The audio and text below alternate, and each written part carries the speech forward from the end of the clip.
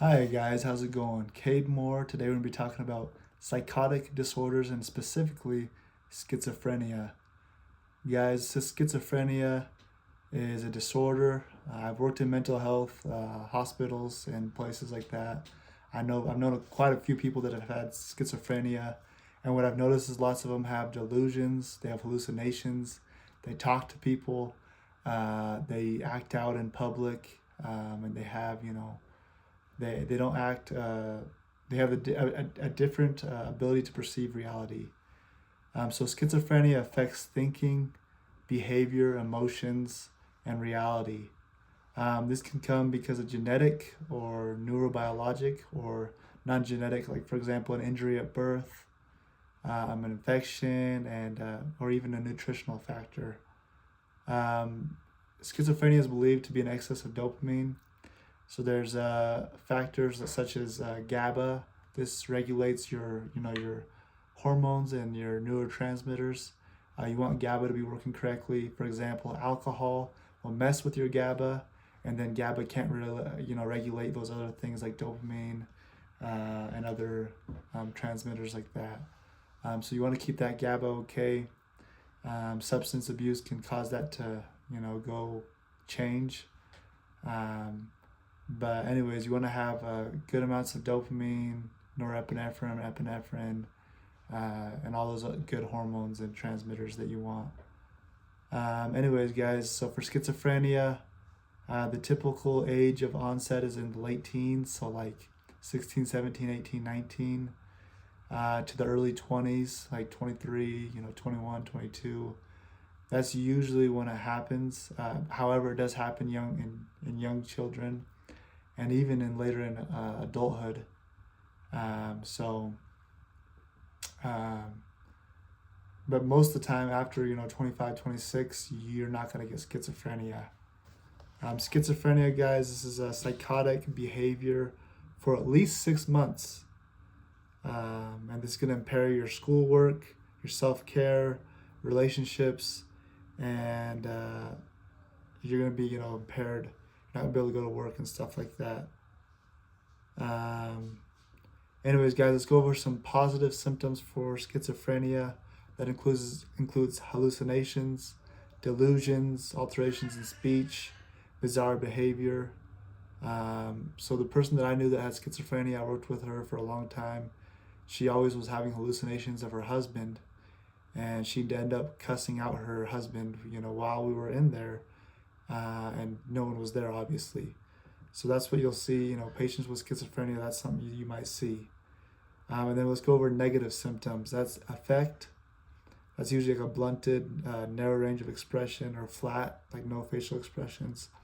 Alogia is like mumbling, not like, not speaking a lot. Anergia, which is lack of energy. Anhedonia is lack of joy, pleasure. Avolition is a lack of motivation, right? So that A before that word usually means not. So anergia, no energy. Anhedonia, lack of joy, right? So positive symptoms is what like what schizophrenia will add. Negative symptoms is what it will take away. So if you're adding, for example, hallucinations, delusions, alterations in speech, this is always a positive symptom. If you're losing, for example, you're losing joy, you have no facial expressions, you're blunted, you have anhedonia, lack of joy, anergia, lack of energy, abolition, lack of motivation. Those are negative symptoms. So positive means adding, negative means losing. So cognitive findings, guys, you're gonna see disordered thinking, inability to make decisions, poor problem solving, difficulty concentrating and performing tasks, short-term memory deficits, impaired abstract thinking, and you might see hopelessness, even suicidal ideation, and unstable and rapid changing of moods, right? So anyways, guys, what do you do with this, right? Well, there are first generation antipsychotics that includes haloperidol, loxapine, chlorpromazine, flufenazine. But the problem with these are first generation antipsychotics. So these are basically older, and they're going to have more side effects. So EPS syndromes, extrapyramidal effects. That's what something you want to monitor for.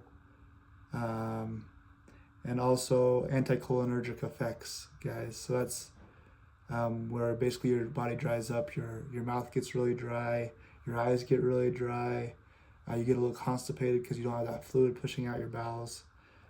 So what you want to do is you want to chew sugarless gum to promote liquid in your mouth. You want to eat foods high in fiber.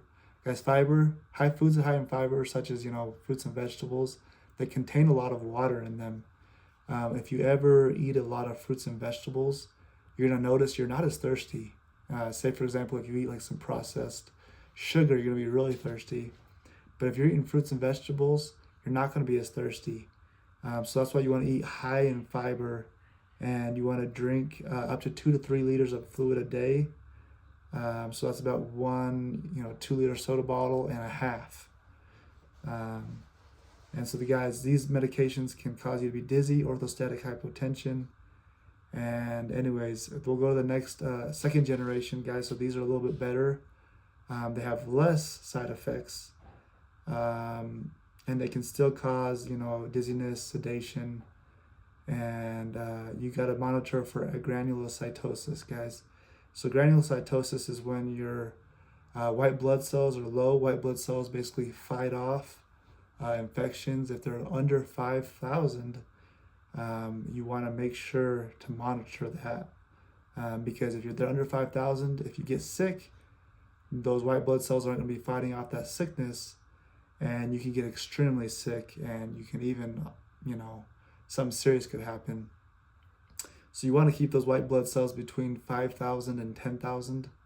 If they're above 10,000, that indicates that you have an infection or a sickness or whatnot. It means that your fighting defense cells are, working at fighting something off if it's above 10,000. So remember, guys, first generation to second generation, you're going to have less side effects because they're newer. And then third generation, guys, these are the least amount of side effects. They're the newest drugs, the newest and improved. And that's aripiprazole, guys. So these are going to be the decreased EPS and decreased anticholinergic effects. Guys, EPS is, dystonia, akasia, pseudoparkinsonism, and tardive dyskinesia. Tardive dyskinesia is where you're moving your tongue. Akathisia is where you can't sit down, like you're constantly moving, and so you're going to be moving a lot, right? But yeah, you guys want to remember, you want to have those white blood cells between 5,000 and 10,000, and you want to always, monitor these sedative effects. And yeah, that's the biggest thing. You want to obviously establish a good relationship between your clients. You obviously, about the hallucinations, you don't want to tell them, oh, those hallucinations aren't real. You want to say, I'm sorry you're feeling that way, that you're having these hallucinations, but you don't want to say, hey, these hallucinations aren't real. You want to say, I'm sorry that you think these hallucinations are real, and you don't want to confirm their hallucinations. And you also want to ask what they're saying, those hallucinations, because say for example, if one of those hallucinations is telling you to be aggressive towards a person, you want to know what, if they're going to maybe act on that. So you want to know what those hallucinations are saying. Command hallucinations can be very dangerous, because those command hallucinations can be saying, hey, go do this terrible thing to this person. And if they follow it, that could be very, very risky. So guys, like I said, when they have hallucinations, you want to make sure you don't say, hey, these are real, but you want to say, hey, I'm sorry that you're seeing these hallucinations. That's going to be the therapeutic conversation. But anyways, guys, this is schizophrenia. And some things that you can do is you can play music if they're having hallucinations that can help them dull out those hallucinations, where they can listen to that music instead. And also, you want to put them in a lower stimulation place where they're not causing harm if they do have these hallucinations or whatnot. And also, you want to make sure they're following their medications. Those can help. So anyways, guys, thanks for watching. This is Schizophrenia. Thanks.